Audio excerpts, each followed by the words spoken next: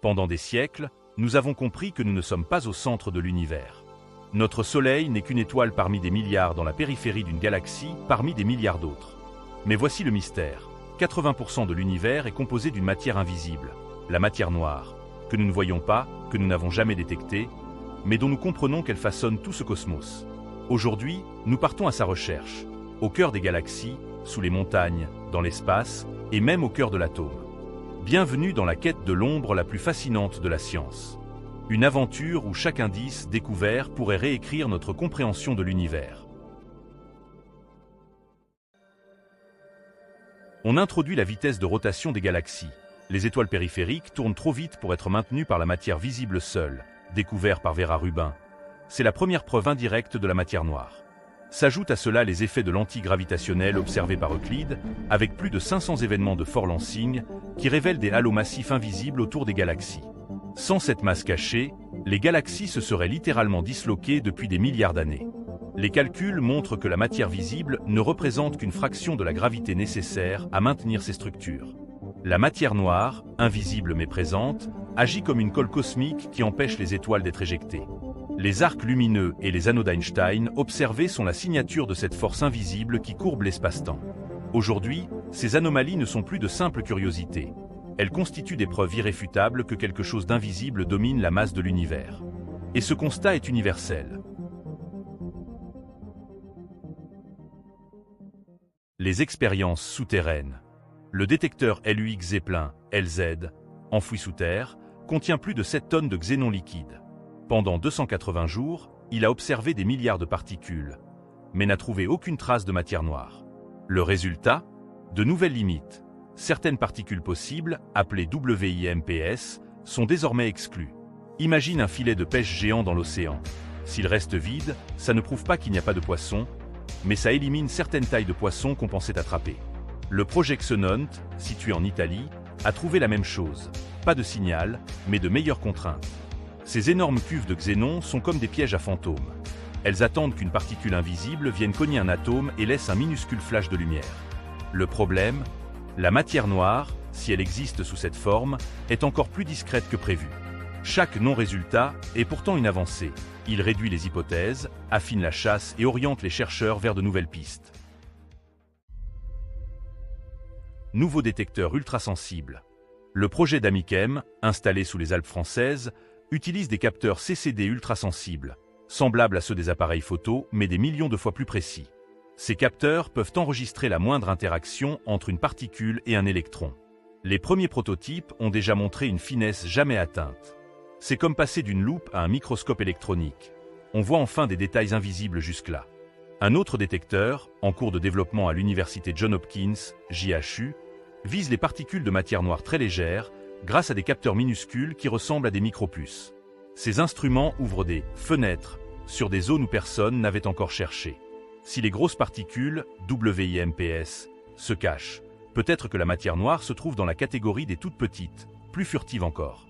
Chaque nouvelle technologie, en affinant notre regard, rapproche la science d'une première rencontre avec cette matière invisible. Des horloges nucléaires ultra précises? Idée révolutionnaire.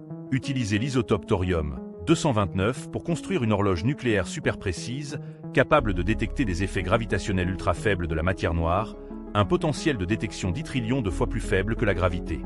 Pour simplifier, imagine une horloge tellement sensible qu'elle pourrait sentir le poids d'une plume tombant à l'autre bout de l'univers. Cette horloge mesurerait des vibrations minuscules dans le noyau d'un atome, plus précises que toutes nos horloges atomiques actuelles. Si la matière noire traverse la Terre en permanence, elle pourrait légèrement ralentir ou accélérer ce tic-tac invisible. Ces variations infimes serviraient alors de traceurs pour identifier la présence de matière noire. C'est une approche totalement différente des détecteurs géants. Au lieu de chasser un flash de lumière, on écoute le battement régulier du temps. Si ce projet fonctionne, il offrirait à la science un nouvel outil.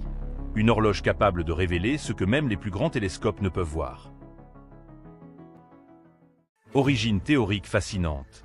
Il existe l'hypothèse d'un monde miroir, un univers parallèle, invisible, qui évoluerait à côté d'une autre. La matière noire que nous cherchons ne serait alors que la trace de cette réalité cachée.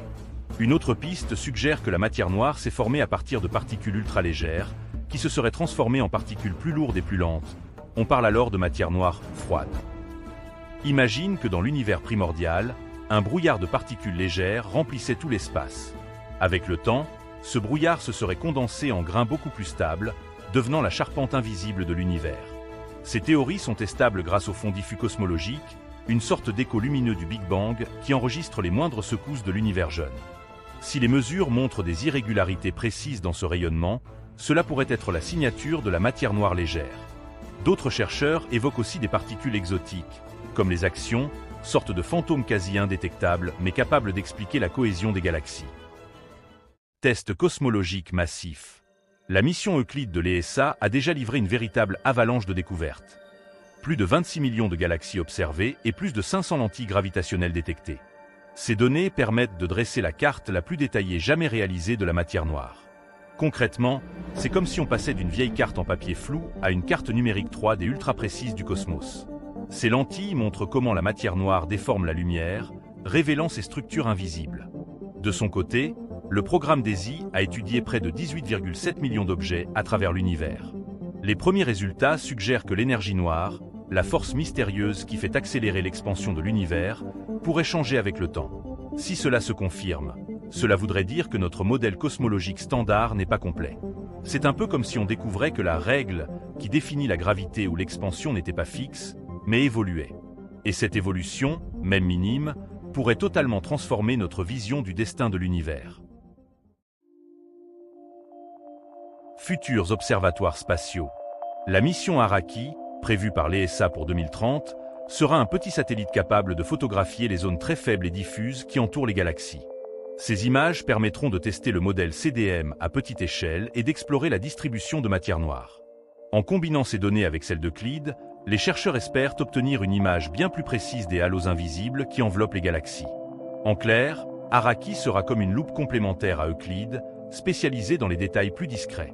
Ces halos de matière noire sont essentiels. Ce sont eux qui maintiennent la cohésion des galaxies entières. En étudiant leur forme et leur taille, les scientifiques pourront confirmer ou contredire les théories actuelles sur la structure de l'univers. Ce duo de satellites pourrait enfin révéler comment la matière noire se répartit à petite échelle, et peut-être lever un voile sur l'une des plus grandes énigmes de la cosmologie moderne. Nous nageons dans un océan invisible, un tissu cosmique tissé par la matière noire. Saturne, étoiles, galaxies dansantes. Tout repose sur cette ombre invisible. Mais malgré 85% de l'univers invoqué par la matière noire, nous n'avons toujours débusqué aucune particule. Chaque expérience la repousse un peu plus loin, augmente la pression sur nos théories. Entre plongées sous les montagnes, satellites spatiaux et horloges nucléaires, la science n'a jamais été aussi inventive pour traquer l'invisible. Et si cette quête aboutissait, imaginez les portes qu'elle pourrait ouvrir, vers l'énergie illimitée, vers une physique radicalement nouvelle. Reste avec nous pour suivre cette incroyable aventure, et dis-moi en commentaire, selon toi, quelle piste nous mènera à la découverte finale ?